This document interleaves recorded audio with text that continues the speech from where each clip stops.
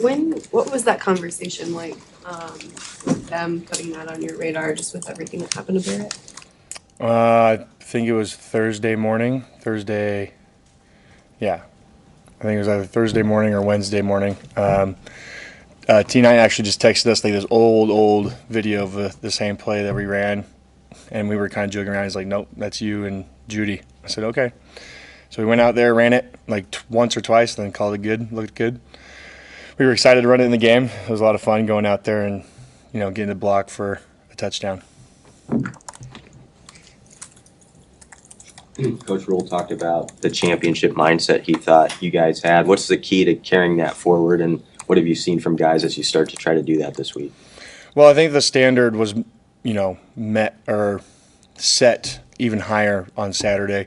And what's great is that everyone now gets to see that standard. And everyone knows what it takes on during the week in practice to get to that type of preparation for the game. I mean, the offensive coaches this is the first time the offensive coaches came to us, or our coaches saying, "Hey man, those defensive guys on scout were freaking flying around today, making plays, and just being aggressive and getting them better and better." And the same thing. I mean, our scout offense has done a great job all year, getting us ready. I think that's why we've been pretty dominant on defense. And you just got to continue to try to exceed that standard every practice, every day. As a guy from old Pac-12 country, what's been your experience with UCLA and I guess with this team in particular? What do you see from their offense? Yeah, Pac-12 is good football. When I would break it down, in high school, they were more of like a passing league type of deal. But yeah, no, their offense, they got good running backs, good tight ends. They got a good front.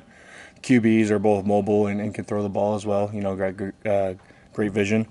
I'm excited to go more in depth. This morning we got to kind of learn a little bit of their tendencies and kind of start to go into depth about them. So that's what today will be about, to learn a little bit more.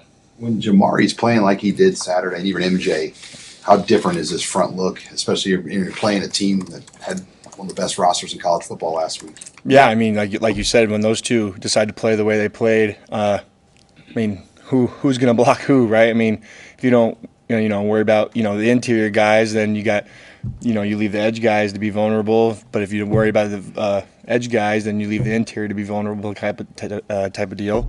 So it's just, I think, goes to show how it's slash and attack type of deal that can happen, especially when we're all playing the way that we played on Saturday. What is the key tied to living up to that standard, to picking up where you left off on a week-by-week basis? It's just it's the locker room. It's the guys. It's just older guys, but it's also everybody in that locker room, making sure that even myself as an older guy, like I've told the younger guys, like, I hope you would get on me if I'm not holding the standard or meeting the standard. The same way I would get on you, because I'm not doing it out of spite. I'm not doing it because I enjoy it or I'm angry. I do it because I love you and I want you to get better, and I want you to produce for this team so you can go on and have a better career than I did here. And I think we're finally starting to see the tipping point of this team going in these last 4 games. How do you use that mentality, knowing like outside of the team, fans are thinking about that 6th win, getting to a bowl game, these kind of external goals too that are obviously within the team, but how do you maybe stay focused over this next month, knowing there's a lot of outside pressure, but you have that internal pressure too to meet the goals that you have as well? Yeah, we know it's important to get that 6th win. And I think we all want the same thing, but to answer your question, how we're going to keep that mentality is just focusing on one game, and not trying to jump ahead in the weeks, or overlooking an opponent or that type of deal. That kind of already happened to us this year, and and that starts this week. So I'm going to treat the same great game preparation I did for last week against Ohio State, against the UCLA Bruins, and I know the rest of the guys are going to do that as well. And it just comes down to one-on-ones, our 11 guys going out there and competing against their 11 guys. Sierra Wright was just in here. He seems like he has a really joyful personality.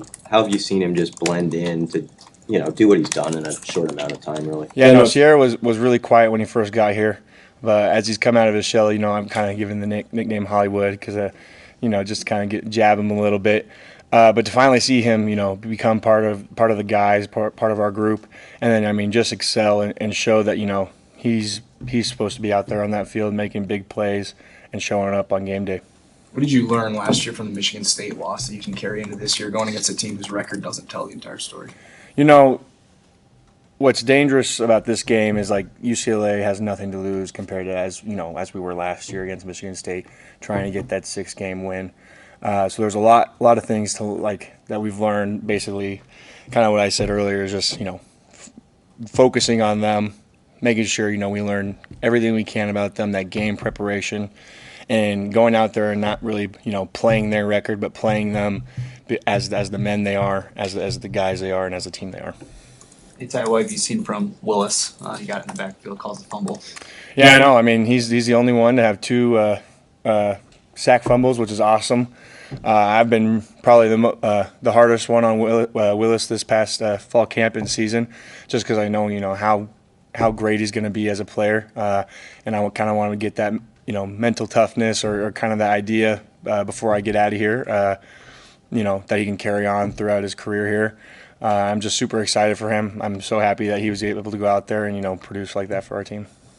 Anything else for Ty? Thank you.